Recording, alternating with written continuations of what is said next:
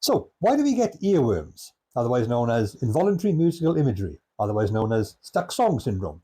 Whatever you call it, it's that thing where a piece of music gets lodged in our head and goes around and around and around until we nearly lose our minds.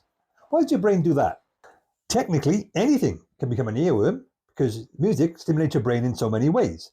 Particularly, music stimulates the brain regions responsible for auditory stimuli, sound, language, etc. Memory, self-explanatory. Emotion, also kind of self-explanatory. However, the more common earworms tend to have certain features.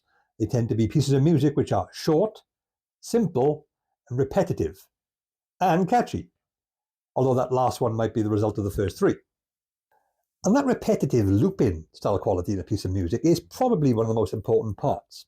Because one thing your brain doesn't like is gaps. If it's perceiving something and there's bits missing, obvious bits missing, it doesn't just accept it, it tries to fill in the missing information about what it thinks should be there.